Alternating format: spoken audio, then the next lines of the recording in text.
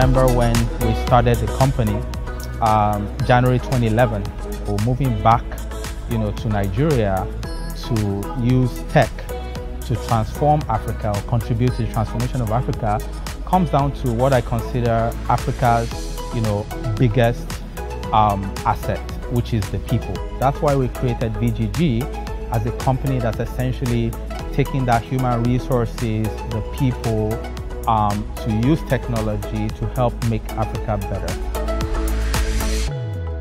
Once we knew that we were going to grow and expand, and a lot of the buzz around tech with the visit of Mark Zuckerberg last year, the next question was, where are you going to house all these people? I'm very proud of this project.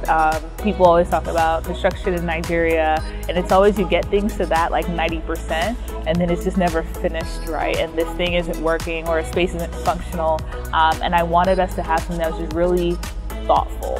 From my experience, we've noticed that most companies don't pay attention to the tiny details that make for a functional workspace. So we reached out to Space Finish, and my role was to ensure that they understood all that the company needs in the space. It's very, very important that you get a space that aids collaboration, that's innovative, and that can help us go forward as a company. The clients, Petro Garden Group, they're trying to do something that was very, very unique, and they're looking for a design company that could meet those demands. So they pulled us in, and we found a very fantastic space to work with.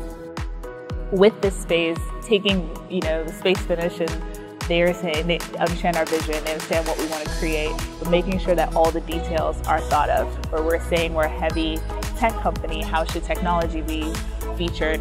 Where will our staff park? Where will they eat? How comfortable will they feel? How hot should it be? All of those tiny details that add to their experience. So we have people here on Saturday, we had a board meeting, but there were staff here working. Like they wanted to come to the office and work. For us, what's really important is the environment. Yeah, we need to be able to have an environment that engenders innovation, collaboration, where guys are comfortable. We're trying to simulate world class globally, but in a local context. This is a vibrant space. We deal with vibrant people, young people, youths, and all of that. So for me, this space just represents the work we do in education. That creative, common space under one roof, where we can actually just go across the road and just bounce ideas back and forth and get people to, hey, we have this problem. Do you want to take a look at it and provide a different perspective to the issue that we're having? Being in this one office, it just means that your ideas are not limited anymore, right? If you're not sure about the retail space, I can find someone in the retail space. If I'm not sure about the tech governance, I'll find someone who's deployed technology governance on a national scale or even Pan-African scale, right? If I want someone to give me some idea about payments, and I drag in the payments team. So it's being limitless. Collaborating with the business units wasn't the smoothest. I work with Evitech now. At that point, the business guys were in the hangar. The dev guys were in the Sherry. So we only used to collaborate through phones, through Skype, through emails. People could just run away, but now you can't run away. There's no hiding place. If you don't know what you have to do, you're here. It just feels like when I come in at 9, I don't need to go anywhere else. There's food, I just work there, get my food, go back to my... By 5 o'clock, I'm like, it's already 5 o'clock, I don't really want to go, let me just keep working. If you look at the building itself, some of the elements that we chose to use, for example, the container.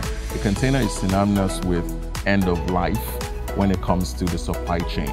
So how do you take something that's seemingly lifeless and give it new life?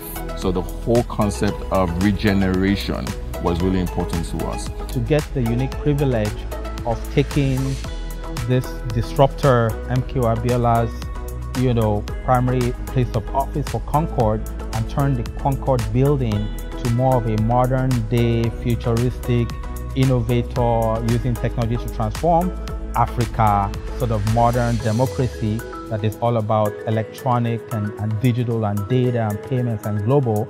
I think it's a unique opportunity that we're very, very proud of. I see this space as a starting point for the tech ecosystem in Nigeria, for people in Silicon Valley, in Israel, in India, in China, to think Africa innovation and come here